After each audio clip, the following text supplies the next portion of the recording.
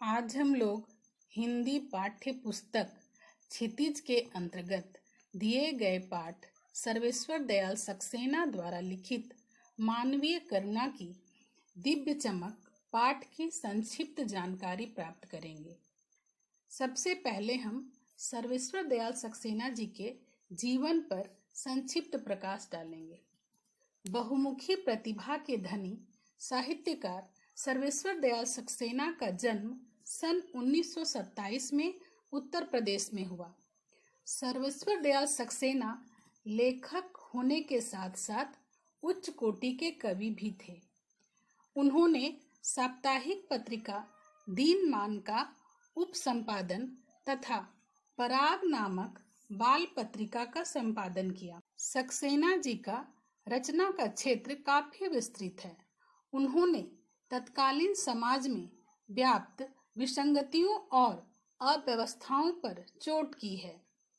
सक्सेना जी की भाषा अत्यंत सरल, सहज एवं लोक भाषा की महक लिए हुए है। उनकी भाषा बहुत ही साधारण और सामान्य थी।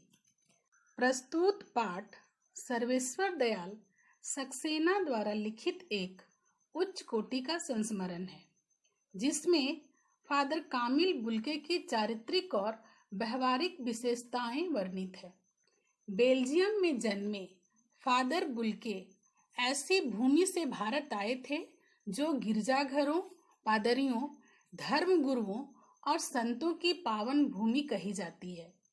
उन्होंने भारत आने के बाद से मृत्यु पर्यंत तक इसे अपना कर्म क्षेत्र बनाए रखा। फादर सन्यासी थे।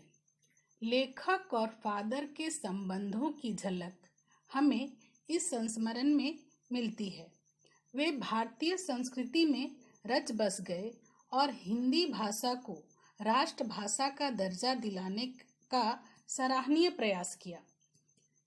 यह संस्मरण विधा में लिखा लेख है। संस्मरण स्मृतियों से बनता है। हम अपनी यादों के आधार पर संस्मरण लिखते हैं।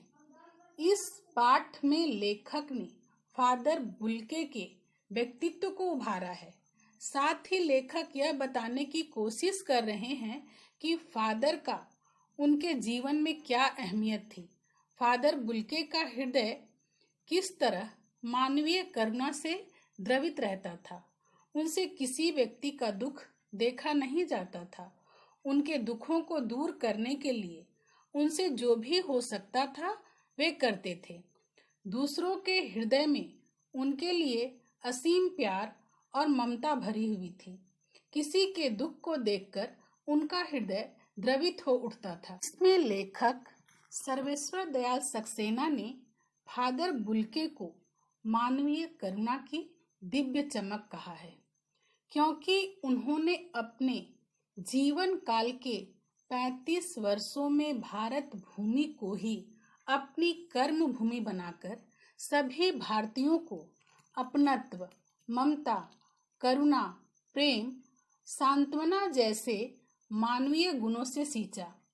इसी कारण उनकी मृत्यु हो जाने के बाद भी वे सभी के दिलों में रच बस गए। उनकी मधुर स्मृति सभी के मन में आज भी बसी है। उनका जीवन अनुकरणीय एवं श्रद्धा के योग्य है। फादर कामिल बुल्के की मृत्यु जहरबाद से हुई थी। लेखक को ऐसा लगता है कि फादर की मृत्यु जहरबाद से नहीं होनी चाहिए थी। जहरबाद एक प्रकार का रोग है जिससे सारे शरीर में सूजन हो जाता है। इसे गैंग्रीन भी कहते हैं। यह एक तरह का जहरीला फोड़ा होता है जिससे सारे शरीर में जहर फैल जाता है। तो लेखक ईश्वर से यह पूछना चाहते हैं कि जिनके रगों में दूसरों के लिए केवल मिठास भरा हुआ था, दूसरों के लिए केवल प्यार भरा हुआ था, ऐसे सहृदय इंसान के साथ ऐसा क्यों होता है? ईश्वर ऐसे सच्चे इंसान को इस प्रकार की मौत कैसे दे सकते हैं?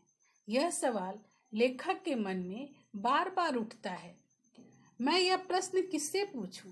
क्योंकि फादर बुल्के का ईश्वर पर अगाध विश्वास था।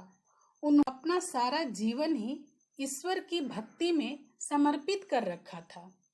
तो उस ईश्वर ने उनके साथ ऐसा क्यों किया, और वो भी उम्र के आखिरी पड़ाव में, जिन्होंने अपना सारा जीवन दूसरे की भलाई में लगा दिया था।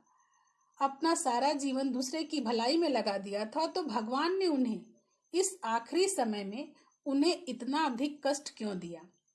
फादर बुल्के के व्यक्तित्व के बारे में बताते हुए लेखक आगे कहते हैं कि उनका रंग गोरा था, सफेद झाई मारती हुई भूरी दाढ़ी, नीली आंखें थी एवं सफेद लंबा चोगा वे धारण किए हुए रहते हैं। जो पादरियों का ड्रेस होता है, जो पादरियों का वस्त्र होता है, वे हमेशा वे धारण किए रहते थे। वे हमेशा अपनी बाहों को खोले हुए दूसरों को गले लगाने को आतुर रहते थे।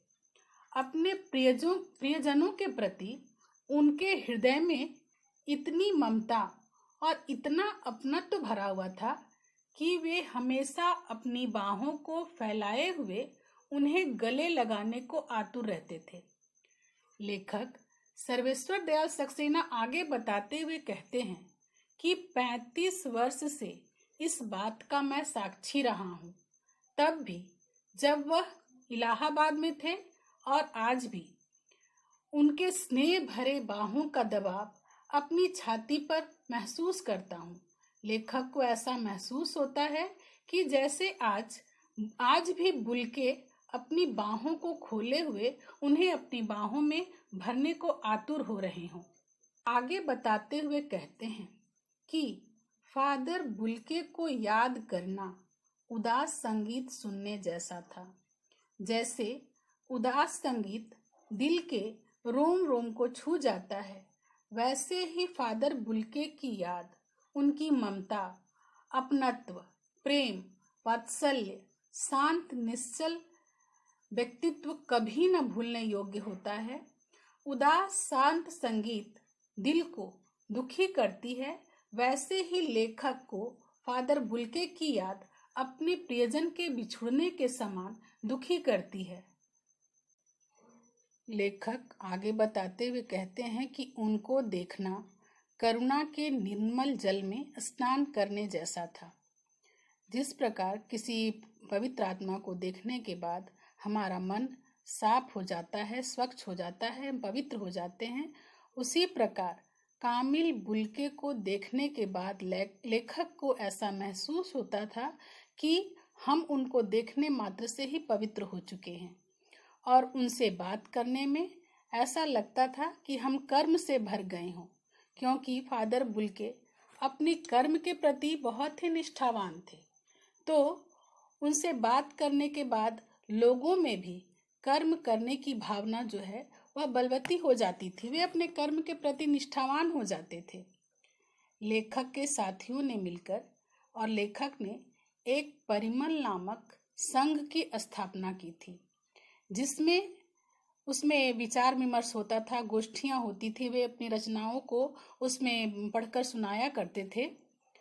तो वहां पर फादर बुल्के उनकी रचनाओं को सुनते थे और उस पर अपनी राय भी दिया करते थे।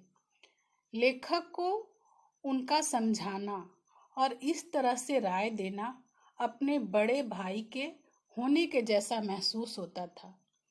वे लेखक की रचनाओं को पढ़कर बहुत खुश होते थे और उन्हें आशीष भी देते थे। लेखक एक घटना को याद करते हुए बताते हैं कि उनके घर में जब कोई भी उत्सव होता था, कोई भी समारोह होता था, तो फादर बुल्के उनके यहाँ अवश्य जाया करते थे। एक बार उनके बेटे का अन्नप्राशन का संस्कार हो रहा था। छोटे बच्चे को जब पहली बार अन्न खिलाया जाता है, तो फादर बुल्के भी उसमें शामिल थे। फादर बुल्के के द्वारा ही वह अन्नप्राशन का संस्कार किया गया था। तो उनकी आंखों से उस बच्चे के प्रति वात्सल्य का प्रेम उमड़ रहा था, जो लेखक ने उनकी नीली आंखों में देखा था। तो इस प्रकार हमने अभी तक यह देखा कि लेखक ने किस प्रकार इस संस्मरण में फादर बुल्के के चारित्रिक विशेषताओं को उभारा है। अब इसके आगे की व्याख्या हम अपने अगले वीडियो में करेंगे।